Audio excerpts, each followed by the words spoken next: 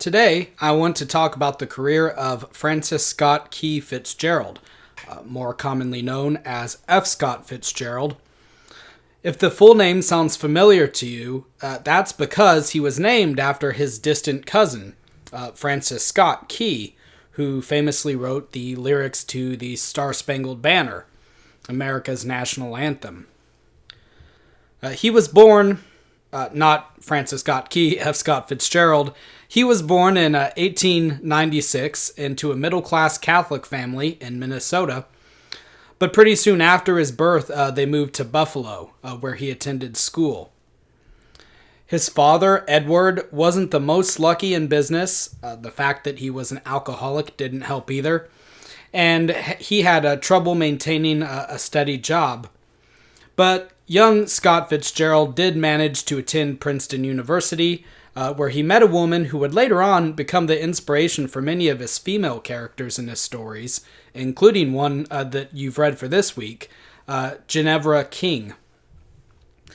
He was in love with her, and though she loved him as well, her family didn't. He was deemed to be from too poor of a family by her wealthy father. And we'll see this situation again, dramatized not just in a reading from this week, but also to an extent in The Great Gatsby as well, which we're getting to next week. Well, Fitzgerald was suicidal at the news that he couldn't be with Ginevra King, and he enlisted into the army to fight in World War I, hoping to die in combat to relieve his broken heart. Very dramatic. But while he was garrisoned in the States, waiting to see action, he met another young woman named Zelda Sayer, who he fell in love with and with whom he eventually became engaged. The war ended during this time, so much for dying in battle, I guess, and Fitzgerald began to pursue his literary career, moving to New York City and asking various newspaper editors for jobs. It took him a while to find his breakthrough, though, to actually become an established name in the literary world. In fact, his fiancée, Zelda, temporarily put off their engagement until he could prove that he wasn't going to be a failure. And Fitzgerald, you're going to start to notice a pattern here, contemplated suicide when he found out that she was putting off their engagement. He carried a gun around with him, and he became very bitter toward the world, and even toward his fiancée. Even after they were reconciled and married, after his success with his first novel, This Side of Paradise, he still doesn't seem to have entirely forgiving her for putting off initially their engagement. He was writing in what has come to be termed the Jazz Age, a period between 1920 and 1930, when jazz music and dancing became incredibly popular, and coincided with the rise of speakeasy lounges where people could listen to music and drink during the Prohibition period of the 1920s. There was a span of time there where alcohol was made illegal, and so people had to be more clever about where they were drinking. More than just a period that introduced a new genre of music, though, we can think of the Jazz Age as a time period that had a tremendous cultural impact on the country, too. There was a sense that the youth of the 1920s had to rebel against previous generations and previous fashions. Particularly women. The flapper fashion was all the style. Excessive makeup, smoking cigarettes in public, and having bobbed or short hair. Men and women were attending radio concerts and embracing new dances that the more traditional-minded people saw as contributing to the breakdown of morals in society. And jazz itself was blamed for a lot of these cultural changes. It was accused of being devil's music. Now, while all this was going on, Fitzgerald and his wife became among the most famous celebrities of the Jazz Age, and they participated to the fullest extent in its youthful and rebellious spirit. There are stories about them getting kicked out of hotels because Fitzgerald would be doing handstands in the lobby and his wife would be sliding down the banister rails. They would both be drinking, but people loved them. They were the first, sort of, not first, but they were the sort of pop celebrities that we still have today, that the paparazzi would be following around, seeing what sort of crazy antics they would be getting into. All of this giddiness and hedonism did have its consequences, though. Following in his father's footsteps, Fitzgerald became increasingly reliant on alcohol, along with his wife, and this led to a lot of arguments and disputes between them. They eventually moved to Europe, and they moved about from country to country for a while, still having marital troubles, still causing a scene wherever they went. And it was around this time that Fitzgerald published The Great Gatsby, which wasn't a financial success right away, not in the way that This Side of Paradise had been, but it was admired by a small circle of literary critics. Fitzgerald became friends with another author who we'll be reading, Ernest Hemingway, as well as with authors such as James Joyce, Gertrude Stein, and Ezra Pound. These new friends were treated to the increasing deterioration of the Fitzgeralds' marriage, and they finally relocated to Hollywood, where their frequent fights with each other and their pranks and antics on other people, it all just kind of reached a boiling point. Over the years, Zelda's behavior in particular was becoming increasingly erratic. She had thrown herself down staircases, and at one point she tried to crash the car that she, her husband, and their daughter were in. She was suicidal. She was trying to kill them all. And she was eventually diagnosed with schizophrenia. And Fitzgerald was writing now, hoping for more literary success, not just to maintain his lifestyle, but also in order to pay for her treatment. She was in and out of sanatoriums during this time period. But just when it seems like the money would have been very helpful to him, the reading public seems to have soured on him a bit. His writings about the Jazz Age weren't really resonating with an American public, which was now, in the 1930s, going through the Great Depression. So everything was falling apart, and Fitzgerald's alcoholism was getting worse and worse. He was hospitalized several times, and his friends and his agents and his editors were losing faith in him. And he eventually did manage to overcome his drinking addiction, but at that point the damage had been done, and it was about a year after he finally became sober and stayed sober, in 1940, that he died of a heart attack. And he died believing himself to be a failure.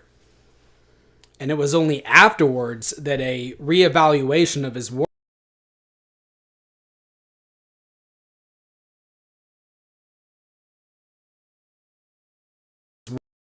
became extremely popular during World War II.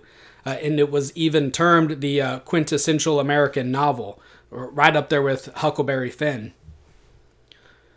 So, with F. Scott Fitzgerald, we have ultimately a very tragic figure who acted as sort of, I would say, the embodiment of a particular age of American life and culture, both in its good aspects and in its bad.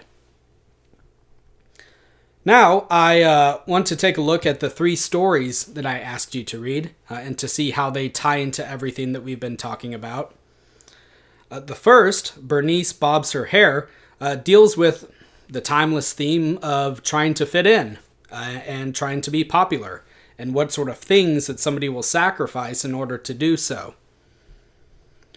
So, Bernice is a girl from rural Wisconsin who's visiting her wealthy cousin Marjorie in the city, but she's having trouble fitting in with the other young people at the dances she goes to with Marjorie. And at these dances, we get a taste of what the social life was probably like in the Jazz Age. Not too different from the lives some people still lead today. So there's lots of dancing, lots of gossip, and so on. Lots of cliques and social circles.